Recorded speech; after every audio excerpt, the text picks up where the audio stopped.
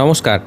কেবল জুতো রাখা নয়, সদর দরজার আশেপাশে বিশেষ কিছু কাজ রয়েছে যেগুলো কিন্তু একদম করা যাবে না, এতে করে রুষ্ট হয়ে যান দেবী লক্ষ্মী। তো আপনার বাড়িতে যে সদর দরজা তার আশেপাশে এই পরিবেশটা রক্ষা করার চেষ্টা করুন। আর্থিক সমস্যা আসবে না, মা লক্ষ্মী সন্তুষ্ট থাকবে। দেখুন, বাস্তুশাস্ত্রে সদর দরজার বিশেষ একটা মাহাত্ম্য কিন্তু রয়েছে।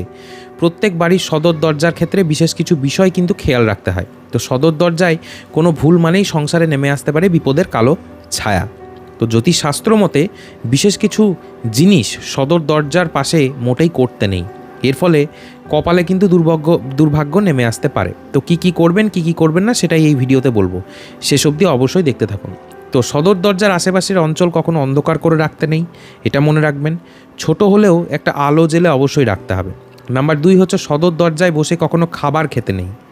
কোনো অবস্থাতেই এটা করা কিন্তু উচিত নয়। ছোটোবেলা থেকেই আমাদের মা কাকিমারা বাড়িতে বলে আসতো যে চৌকাঠে বসে কোনো দিন খাবার খেতে নেই বা চৌকাঠে কোনো দিন বসতে নেই। তো এখন তো আর চৌকাঠ নেই, এখন সদর দরজা হয়ে গেছে। তো এই সদর দরজায় বসে কোনো দিন খাবার খেতে নেই বা ওর উপরে মানে ওই জায়গাটাতে বসতে নেই। কোনো অবস্থাতেই এটা করবেন না, এর ফলে কিন্তু সংসারে অভাব অনটন চলে আসতে পারে। নেক্সট হচ্ছে সদর দরজায় দাঁড়িয়ে কখনো কাউকে ডাকতে নেই। বিশেষ করে যখন কেউ বাইরে কোনো কাজে যায়, হঠাৎ করে পিছন থেকে তখন তাকে একেবারেই কিন্তু ডাকতে নেই।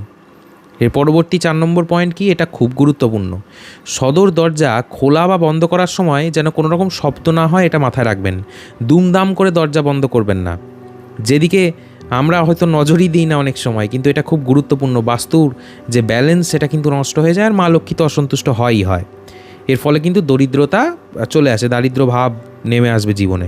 নাম্বার 5, এই পয়েন্টটা আরও গুরুত্বপূর্ণ, সেটা হচ্ছে সদর দরজার আশেপাশে কখনো জুতো খুলে রাখতে নেই। এতে মা লক্ষ্মী খুবই অসন্তুষ্ট হন, দেবীর গৃহত্যাগের আশঙ্কা এটা কিন্তু বৃদ্ধি পায়। নেক্সট আর একটা জিনিস, সেটা হচ্ছে সদর দরজায় বসে কখনো কান্নাকাটি করতে নেই, দুঃখের কথা বলতে নেই, ঝগড়া করতে নেই। সদর দরজায় বসলে কান্নাকাটি যদি করেন আপনি, অত্যন্ত অশুভ এটা কিন্তু, এবং দশা পুরো খারাপ হয়ে যাবে আপনাদের। নেক্সট এবং লাস্ট হচ্ছে সদর দরজায় দাঁড়িয়ে কখনো টাকা পয়সা লেনদেন করতে নেই। দেওয়া নেওয়া, ধার নেওয়া এগুলো করবেন না। বাইরে বেরিয়ে এসে অথবা ঘরের ভিতর থেকে করুন, মানে সদর দরজার ভিতর থেকে অসুবিধে নেই। তো এই পয়েন্টগুলো অবশ্যই মাথায় রাখবেন এবং ভিডিওটিকে অবশ্যই শেয়ার করে দেবেন। আর যদি কোনো রকম প্রশ্ন থাকে অবশ্যই কমেন্ট সেকশনে জানিয়ে যাবেন। রাধে রাধে।